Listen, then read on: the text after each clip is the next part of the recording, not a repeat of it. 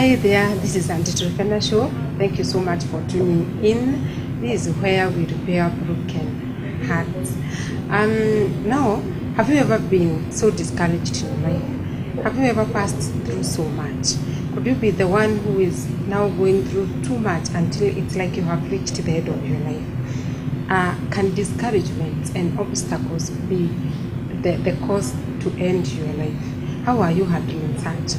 And today we are going to go through that, and we have our guest today who has passed through so much. She went through depression, and can you imagine, she ended up in the streets because of depression. And there she just concluded that nobody cares for her, nobody loves her, and she went to so many self-destructive issues. Now let's see how she managed to get out of it. Now, how do you get out of discouragement and so many painful moments in your life? Thank you so much for coming to us. Yes. Karibu sana kwa Truphena Show. Thank you. This is where we repair broken. So thank you so much. Maybe you can tell us about your name, just your name, then we move to the topic of the day. Thank you so much. I'm so honored to be here today. I'm Pastor Mary Mwende. I'm pastoring a church in Kamuluko Christ Evidence Church. And I love Jesus, and I'm just so thankful to be here. Okay. Yes.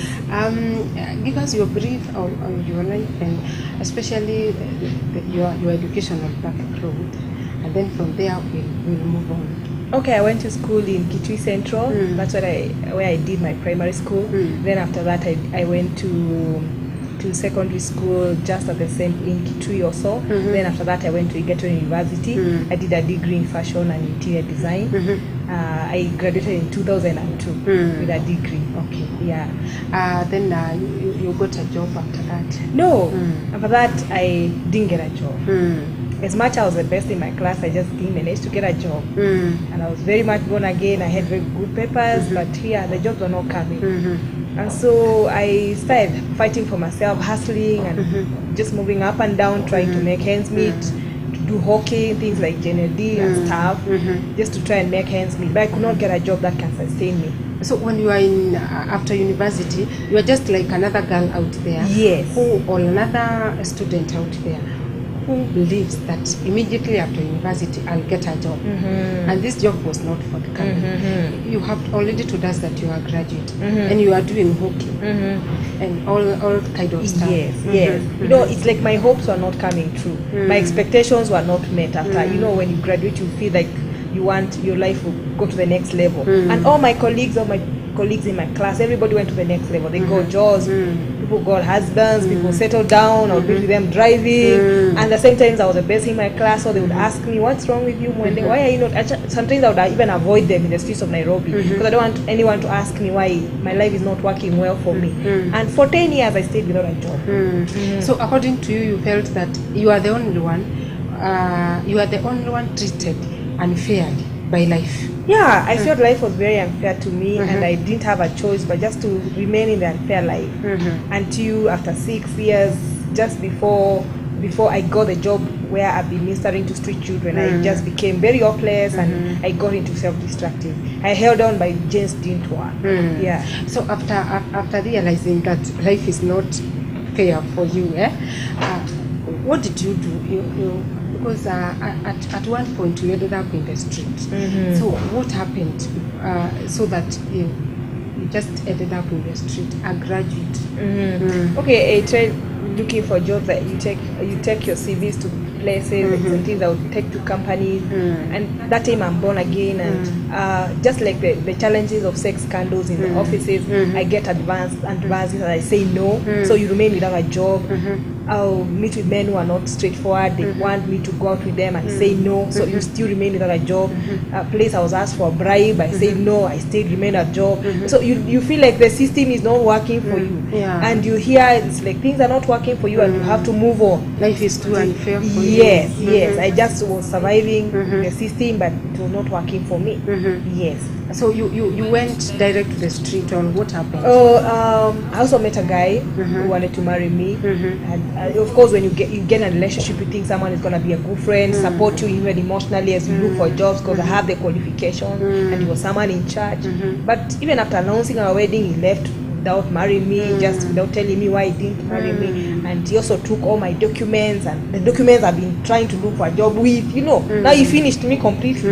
It's like I just didn't have anything now to do. Okay. So that's why I felt like when the documents were gone, that's when I felt it's just crumbled me. Okay. Yeah. I can see you in a very messy life. Yes. Because you are landed, and many people assume that the people who are landed out there, they are not supposed to lack jobs. You are there. You have a very stable educational background. You are looking for a job which was not forthcoming.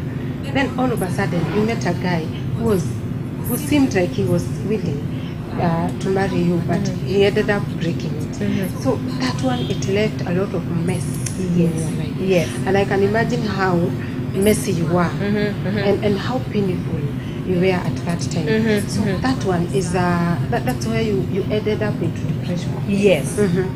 All this caused me to really drain emotionally. I became my self-esteem went very low. You hated yourself. I hated myself. I didn't have documents. My mom had passed on, when I finished campus. And she was a single mother. So I didn't have anything to hold on to. My brothers would tell me, you are the university graduate, so give us money as we don't have a degree like you. So the system was just not working even with my relatives. So nobody was accepting you? No. Because I can see that you are facing rejection. Yes. From your own brothers, who instead of looking or at least sympathize with you, they were asking for your money, which you didn't have. Yes. Then you were also rejected by your boyfriend. So your life was out of rejection. It was a rejection life. And maybe that is probably what led you to the street to look for acceptance. Of course.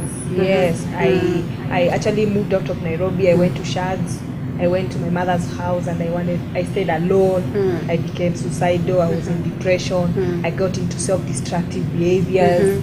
That is the time when I realized after like a year I'm pregnant. I don't even know exactly who's the father of my child. I have a very handsome boy who I cannot really trace exactly how I got him. He's a very handsome boy. I love him so much. So that was the portion of my life that I was really gone. I was really gone and all alone. Okay. So the street life it's very hard. Yes. Because you are not yourself. I can imagine maybe you had also entered into to drugs. No, I didn't get into drugs. I remember one day I tried to drink. I went out with some friends. We just met and we went out, and I tried to drink for the first time, and I went to the bathroom. I vomited, and I said this thing is not working for me. So I just stopped. I could not drink anymore.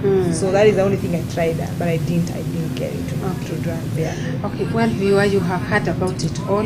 Now, when we come back, we are going to see how she managed to get out of all that messy life, and that will help us, all of us, how that there is still hope, even when things look so gloomy and so dark. There is still hope. Continue watching us. This is Truphena Show. We will be right back after the break.